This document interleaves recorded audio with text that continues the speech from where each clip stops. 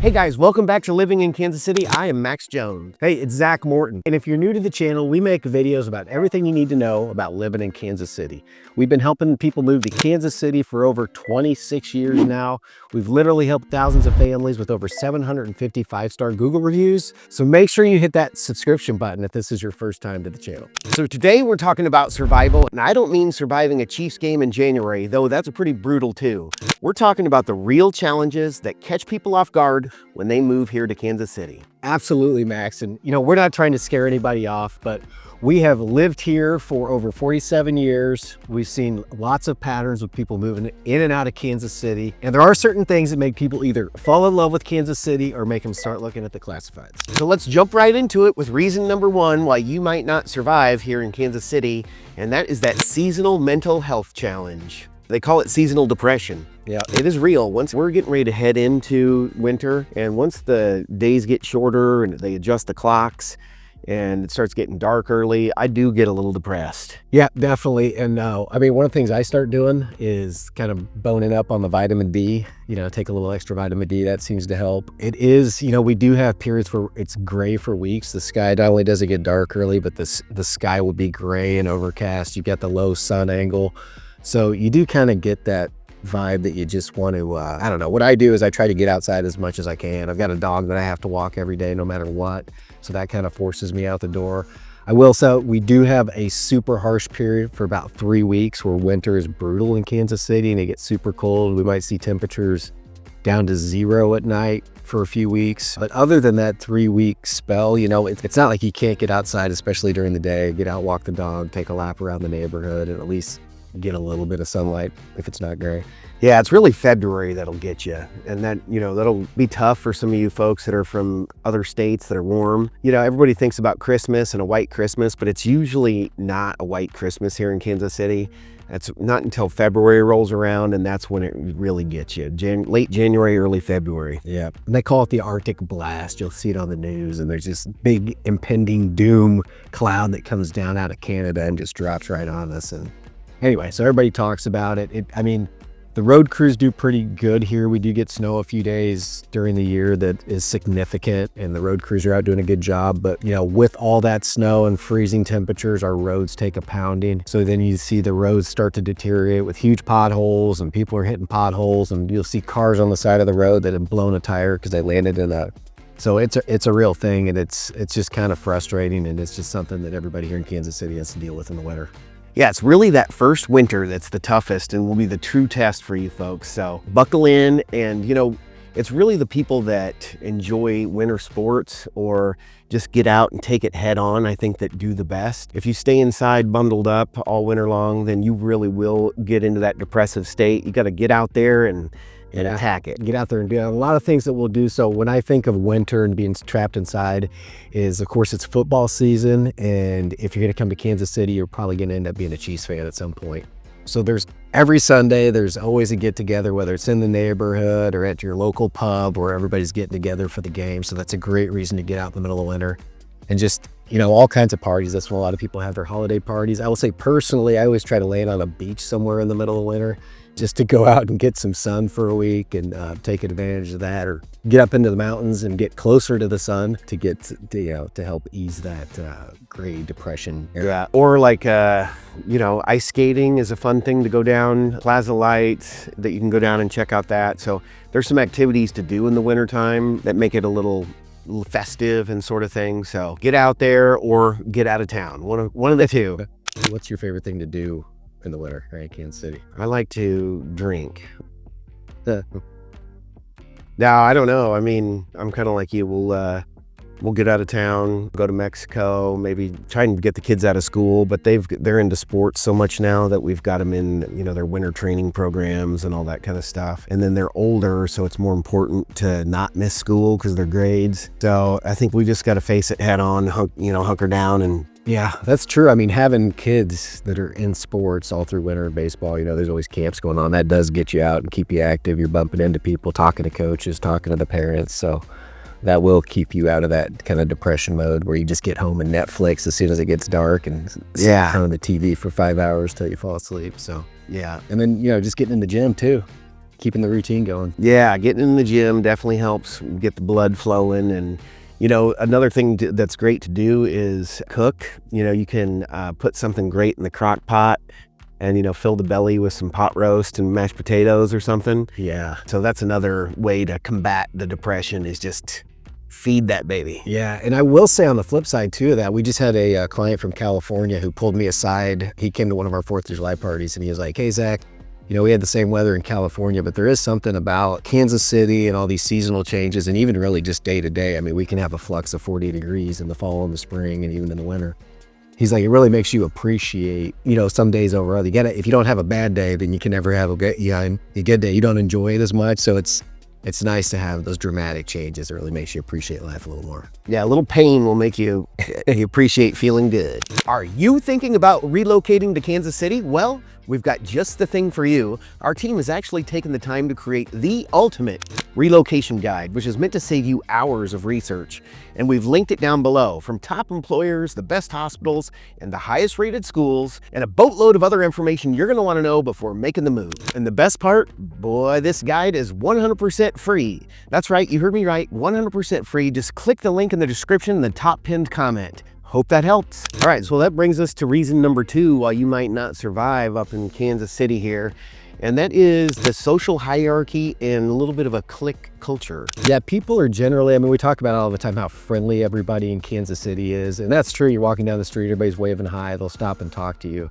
But when you're new and, you know, when you're a transplant and you're coming into Kansas City and you really want to build your circle, that can be a little tougher. It helps if you have kids and, you know, they're in sports, so you start bumping into the parents. It can take a little time because, you know, most of the people in the Midwest have grown up here. They've already got their cliques. They're hanging out with their same friends that they've had since high school. So to get into some of those circles, it might be a little tougher if you're an outsider. Yeah, for sure. I mean, a lot of people have these long established relationships. They've been here their whole life. And to be an outsider and to kind of tap into those, you really just have to have the right attitude, because people aren't always just like overly inclusive. You know, I think they're nice, but to get invited into the inner circle, you might take a few times, you know, pushing into that. And like Zach said, getting into some sports or a gym or different activities, social activities that force interaction with people. I think that's a great way to get started. Yeah, especially for newcomers. So yeah, stuff that we recommend, like as soon as you get here, don't wait on that. Just get involved, whether it's maybe your HOA, jump on that board, get involved, meet the neighborhood that way. Church, other community groups, join a golf league. All right, yeah, so other than going to church and, you know, meeting the kids' friends at school and youth sports, what else? There is a website called meetup.com where you can go in and type in kind of what you're interested in and find groups around maybe your hobby that you can get involved with locally. So that's a great place to start. You know, in general, without effort, KC can feel a little lonely. So you're just going to have to, when you get here, just make an effort to put some effort into getting yourself out of the house and get in front of people. Yeah, it's like everything in life. You kind of get what you put into things. And so it's going to take a little bit of effort. You don't want to just sit in your house, because Casey can feel a little lonely, especially for those involved in the dating scene. You're going to have to put yourself out there. You know, of course, you can get on all the websites and stuff and try and meet people that way. But I think the best thing to do is get out into the community, you know, and actually bump elbows with people. All right, so that brings us to reason number 3. Zach, roll it out for us. Career ceilings and professional limitations. All right, yeah, so Kansas City is a great place to live, but I think it's improving. The economy and the job opportunities in Kansas City is definitely improving. But, you know, I wouldn't say it's a mecca for jobs. Yeah, I mean, we are adding all kinds of new jobs all the time. We've got a lot of big companies that have come here over the last year or two, so that's exciting. It's on that way, but there still is, we'll still see people that kind of hit their career ceiling and they're moving out of Kansas City to bigger cities to get those job promotions. So that's still a thing. I think it's only going to continue to get better here, and that ceiling is going to raise a little bit, but we're not a massive city. We're not like Chicago or New York or even Dallas. So that's going to happen a little more often in Kansas City. Yeah, for sure. I think the work from home movement that's been really popularized lately has changed a lot of that and unlocked a lot of that friction that, you know, you would see from the tech industry in particular, or media and finance. People are starting to be able to work from home and can live anywhere. So we do see a lot of you folks from California or the East Coast, West Coast are moving to Kansas City because the cost of living is amazing here. It's actually like 10 to 15% lower than cities of comparable size. So you get a lot of bang for your buck. But Kansas City can feel like a little bit slow paced for you folks that are used to more hustle and bustle. I lived in Brooklyn, New York for like 7 years during my 20s, and it was, at first I got kick off the energy, you know, it gave me energy and the vibrancy and the hustle and bustle, the rat race they call it. And then it ended up wearing me slick. So, you know, Kansas City has a little bit slower pace, and, you know, you more ambitious folks might feel like you're outgrowing your opportunities here a little bit, but that's been changing lately. Yeah, definitely. We've kind of been dubbed as the Silicon Prairie, which is kind of because we do have a lot of people from out west that are moving here, a lot of techs coming this way. It's not just, it's not taken off and gone crazy yet. I think, over the next 10 years, it's going to be a totally new landscape in the tech world. In fact, I mean, Google started Google Fiber in Kansas City because it's right in the middle. So we've got that going for us, and we're attracting more and more tech all the time with like Facebook and Google. And we've got the EV battery plant that's going in near Kansas City. So a lot of cool things happening, but, just something you need to be aware of. Yeah, it is growing, but it is not huge. So sometimes advancing in your career may require leaving Kansas City. So, if you come here for a stop and you end up leaving, we can help you on the way in and help you on the way out. So all in all, what we kind of feel like is Kansas City is great for those who kind of prioritize the quality of life, maybe over a super ambitious career. And I think that's a good way to sum it up. Yeah, for sure. Life is all about balance, right? So you can grind your gears till you die trying to make as much money as you can, but you can't take it with you. So you might as well be in a place that allows you to enjoy a great quality of life and, have a little balance. Hey guys, it's Zach and Max here with the Mojo Real Estate team, and we love making these videos, but there's one thing that we love even more, and that's helping people and families from all over the world move to Kansas City. We've helped thousands of families over the last 26 years in business, but you don't have to take our word for it. You can see what our clients have to say with over 750 5-star Google reviews from folks just like you. So whether you're moving next week, next month, or even next year, you can reach out to us anytime. Our contact information is on the screen, and we've also got it pinned in the description below. And we look forward to chatting with you about your move to Kansas City. Reason number 4, safety and that reality crime check. Oh yeah, Kansas City does have higher crime rates than people really expect. You think of it as like a good little Midwestern town from you out-of-staters, but there are some high crime areas. Luckily, it's not evenly spread throughout the whole metro area. Yeah, I mean, you will have crime throughout the whole metro area, but the stuff that you can't walk away from, like the murders and all the really bad stuff that nobody likes to talk about, that's more pockety. And we can certainly help you navigate those challenges, but there are crime maps out there and which make it real evident which areas to stay away from.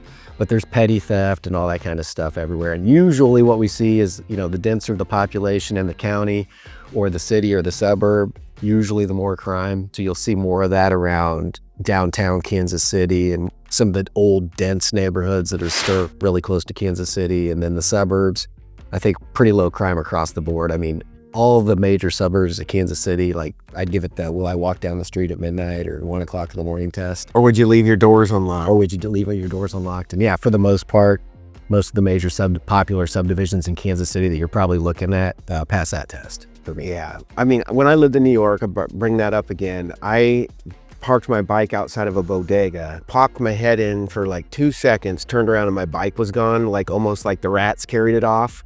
It's insane. So it's nothing like that. I mean, my kid can leave their bike in somebody else's front yard for a week and nobody will take it. So the suburbs are awesome and very, low crime, easy going. A lot of people where Zach lives, they don't even unlock their door. The neighbors will walk right in. Hey, what's going on? So that's kind of the vibe. But yes, there are pockets in Kansas City that are high crime, and you don't really want to go there after dark, and we can tell you all about those places. We have some videos that zero in on some of those areas. There's one of our highest performing videos is about crime, the crime areas in Kansas City. So check out that video. Yeah, I mean, all in all, super safe place to live. I mean, that's why we live here, raised our families here. We talked about leaving bikes out. It's funny, like nobody will steal the bike, but you'll back over your kids with your car, which Happened to me as a kid. My dad ran over my bike, and funny enough, I ran over my kid's bike. So Yeah, so pick up your bikes, kids, for Christ's sake. It's important to do your research. We can definitely help you out and, tell you which areas we would probably avoid if we were buying a place. But, really it comes down to what your priorities are. And so it's important to do your own research. There's a lot of websites out there with crime maps, so hop on those. yeah, and I'll say too, as we've done research on every one of the suburbs of Kansas City, we've got videos on all that stuff. Every one of those suburbs ranks lower than the national crime rate. So all in all, it's a really great place to live. Yeah. And, for those folks that are more rural and are on the outskirts, even if they are from the metro area, but on the outskirts, if they move into the suburbs, they feel like it's, everybody's committing crimes. I don't know if it's because it's, speeding or what it is, those darn rascal kids or something, but, it just depends on, it's all relative, right? So it depends on where you're from to how you'll perceive where you go relative to where you were from. So if you need to feel 100% safe everywhere, Kansas City might not be the right fit. So you might want to, have your mom put you in a bubble and be a bubble boy. I don't know. Kansas City is fine, so you'll be just fine here. Yeah. All right, now for that question of the day. For those of you thinking about moving to Kansas City, where are you going to be moving from, and what's the main reason you're leaving your current city or state? We are truly curious, so make sure to let us know down below. Also, if you have any questions or thoughts, you can leave those in the comments down below, or even better, text, call, or email us. Our information is on the pop-up on the screen. All right, number 5. Yeah, so transportation and urban sprawl could be a complication for a lot of people because Kansas City is really a car-dependent city. You almost have to own a car. Our public transportation is Uber, so it's one way or another, you're gonna be getting into a car. Yeah, and most families have 2, maybe even sometimes 3, so you're gonna need more than 1 car. You're gonna be putting a lot of miles on it. We did a search for the average mileage driven, and I think this holds pretty true. I think Max does a little more than that, but 25,000 miles a year that you're gonna be putting on your car, taking the kids everywhere, driving to work, depending on where you're going. Everything you're gonna be doing is gonna be, even if you go out to grab a bite, or you're gonna be jumping in your car. Yeah, because Kansas City is a huge metro area and everything's really spread out. It's kind of got a great sprawl. It feels really open and, you're not all stacked on top of each other. So the result is you got to hop in your car and get on our excellent highway system because it has a fantastic highway system, but you're going to put the miles on. So I think that, one of the negatives of that is it's kind of expensive. Costs will add up. You've got maintenance, insurance, repairs, and all that sort of thing. So that's probably the biggest negative. Yep, pumping a lot of gas. You're driving 25,000 miles. But I will say we have some of the best gas prices in the country. So you can always, I think you can get on Google now and look up local gas prices. It'll give you prices. So if you want to compare us to your city, just hop on Google Kansas City and type in gas stations and it'll pull up real-time prices. And we always beat it. When I was on the West Coast, Kansas City was always like $1 better almost than it was in the Northwest. So yeah, and then, just the main thing is you really got to watch out for the rush hour traffic. So when you're driving, if you want to be somewhere if you have to leave at 5 or at 9, then you just got to keep that in mind. Getting around the city is usually pretty easy, but the rush hour can be tough. Yeah, and then for new people too, we were kind of talking about how it's hard to kind of get plugged in, and just being a car-centric city where you have to drive everywhere, you're going to be isolated in your car. So in a city where you're, walking to work or public transportation, where you're bumping elbows and you're seeing the same people every morning, so you're starting conversations, you're not going to have any of that. So that's where a little bit, you're going to just have to push yourself to interact more with people and get in social groups. For sure. And then to tie in another point that we already talked about is the weather. So, that can make driving a little more stressful. If you're not parked in the garage in the summer, your car is nuking hot when you get into it. And there's warnings about locking your kids in the car, your dog. You can't go inside a grocery store without pulling everybody out. So you gotta be careful in the summer, but also the winter is tough, the driving conditions when it gets icy. Yeah, and the potholes and the traffic and everybody out there that doesn't know how to drive sliding into you, and it can be a big mess. But that's pretty much it about transportation. I think it's great. I love the freedom that a car gives you. I hop in my car and blast the tunes, and I head on down the road. So it's good for me. But that brings us to reason number 6, which is there's really kind of a cost of living reality check when you get here. Yeah, as far as those costs of living, it being a reality check, we talk about it all the time that the affordability is great here, and it certainly is, but there are hidden costs that from some of you out-of-staters might not be used to that can add up and change the calculus a little bit. Yeah, some things that come to mind, of course, we've got income tax. So if you're in a non-income tax state, you're gonna have that when you land in Missouri. So you're gonna have your federal and your state, and that's both Kansas and Missouri. There's the e-tax that might come up if you're living on the Missouri side of Kansas City. And then, that car expense we just talked about. So if you're in a place where you don't have a car, you're gonna have 2, maybe 3, and you're gonna be paying insurance and car payments and gas and maintenance and hitting potholes and blowing tires and all that fun stuff. And then utilities. That's a big one because we have those extremely hot summers. We have the extremely cold winters. So there are years where you literally go from running your air conditioner to your furnace. I do enjoy the years when we get like a month with the windows open and it's on each end of that. But literally, there's some years you just flip the switch and you're right on to the next. Yeah, we did a video just a couple videos ago about the costs, and we dug into the details. We showed Zach's utilities, and you ride the roller coaster from the winter to the summer. So check out that video in particular about utilities. But yeah, costs have been going up. I mean, house prices have gone up. I would say that, the wages probably haven't kept up with the house prices. And there's a kind of a rule of thumb that you don't want to be more than like 33% of your income going towards your housing. And we used to be, we'd see people down at 25%, and they're definitely creeping up closer to that 33% number. So kind of a rule of thumb there, but that's happened all over the country, the appreciation in housing values. Another one is we have seen, especially in certain counties like Jackson County, the property taxes have almost doubled. Johnson County still has pretty high property taxes, and it's going to be different for every county around the KC metro area, but that's a big expense. And then just, entertainment stuff. I mean, if you come here and you're going to be a Chiefs fan, you might have to get season tickets. I don't know, but that's not cheap. And you're going out to barbecues and all the stuff, you're driving your car to go do all this entertainment, you're parking your car, or you're taking Ubers because you want to be safe when you're out having a good time. So all those expenses are going to add up too.